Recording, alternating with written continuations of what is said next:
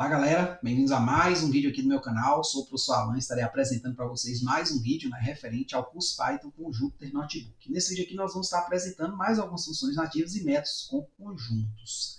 Então, gente, o primeiro que nós temos aqui é o método remove. O que ele faz? Remove o elemento de um conjunto ou então gera um erro, né, do tipo que erro, se o elemento não estiver presente. Tá certo? Então aqui eu tenho um conjunto A formado por esses elementos. Eu posso aqui, por exemplo, remover o 2. Então para isso eu vou botar A.remove 2. Né? Em seguida eu vou imprimir o A para eu ver que de fato o 2 foi removido. Tá certo? Ele apareceu aqui, mas não aparece mais no A. Se eu aplicar agora, por exemplo, no elemento 4, eu vou perceber que o elemento 4 não está nesse conjunto aqui. Então, como dito aqui, né, no enunciado, vai dar o quê? Um erro. Ó. Executando aqui deu um erro. Um erro que de chave. Né? Que erro quer dizer é um erro de chave, ou seja, ele aponta para a chave 4.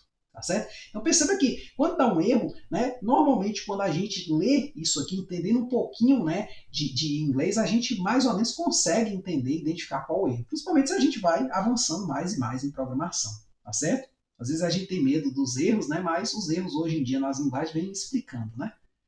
Então, gente, ó, simétrico e diferença. O que essa função, esse método aqui faz? Né? Retorna a diferença simétrica entre um conjunto e um conjunto ou iterável. O que é a diferença simétrica? Se eu pego dois conjuntos A e B, eu vou calcular a diferença simétrica considerando os elementos de A que não estão em B e juntar isso com os elementos de B que não estão em A. Essencialmente, o que eu faço? Eu uno os dois e tiro a interseção. Né? Então, são os elementos que estão em somente um dos dois conjuntos. Isso é chamado de diferença simétrica. Então, nesse caso aqui, ó, eu tenho aqui o A, o B e uma lista. Né? Então aqui eu posso estar fazendo a diferença simétrica, né, de um conjunto com um conjunto ou com uma lista, ou até mesmo com uma tupla. Né? Não coloquei aqui, mas a gente já sabe pelos vídeos passados que uma tupla também é um iterável. Então nesse caso aqui, o C vai ser o quê? A diferença simétrica entre o A e o B. Ou seja, vai ser todo elemento que está em A e está em B, mas somente em um deles. Então, por exemplo, o menos 1 aqui não vai aparecer, o 1 não vai aparecer, o 3 não vai aparecer. Então, provavelmente vai aparecer o 2, o 7, o 0 e o menos 3, porque a gente está em somente um deles. Já o D aqui vai armazenar o quê? A diferença simétrica entre A e a lista. Então, eu vou observar os elementos que estão só em A, por exemplo, o menos 1, né? O 2 está só em A, vai aparecer na diferença simétrica. E, por outro lado, o 5 está só em B, vai aparecer na diferença simétrica. Então, vai ser o menos 1, né? E o 2 e o 5. Né? Então, vamos lá, ó, calculando aqui. Pronto. Tá certo? Então a ordem aqui não fica muito a que eu falei, porque né, os números negativos eles vêm à direita, mas essencialmente é isso, são os elementos que estão em só um dos conjuntos, né, não estão na interseção. A gente tem a diferença simétrica, ou simétrico diferença update, né, que ela vai fazer o seguinte, vai fazer o mesmo que está aqui em cima, só que ela vai alterar o conjunto que está sofrendo a ação do método para esse resultado. Então, por exemplo, eu tenho aqui o conjunto A e o conjunto B. Então, quando eu calcular o A.symmetric, né, underline diferença, underline update, B, este resultado que aqui em cima, né, apareceu aqui na variável C, ele vai tomar o lugar de A. Tá certo? Então, o meu A agora vai passar a ser esse conjunto aqui. Note que aqui eu tive que criar uma outra variável C. O A permaneceu aqui inalterado. Eu posso até imprimir o A aqui depois de executar essa célula. Você percebe que ele não muda. Ó.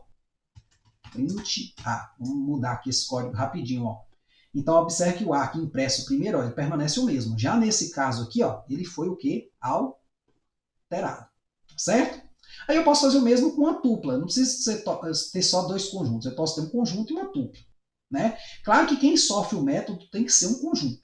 Beleza? Quem sofre a ação desta função tem que ser um conjunto. Então, da mesma forma, eu vou verificar quais são os elementos que estão só em A ou estão só na tupla. Então, o menos 1 é um deles, né? O 2 é outro e o 7 é outro, porque só está no A. E por outro lado, o 3 é outro, porque só está na tupla. Então, fazendo aqui, então, o menos 1 e o 1 está só. Quer dizer, o menos 1 e o 2 e o 7 está só em A e o 9 está só na tupla. Né? Então, apareceu aqui na diferença simétrica. Nós temos a união, né? Então, retorna a união entre um conjunto e um ou mais iteráveis. O conjunto original permanece inalterado. Tá certo? Então, eu tenho aqui o A, né, uma lista e uma tupla. Então, eu vou fazer a união logo de todo mundo. O B vai ser o A, ponto, união, lista e tupla. Então, eu vou fazer a união de todo mundo aqui. Vou imprimir o A, imprimir o B para eu ver que não foi modificado o A. Tá certo?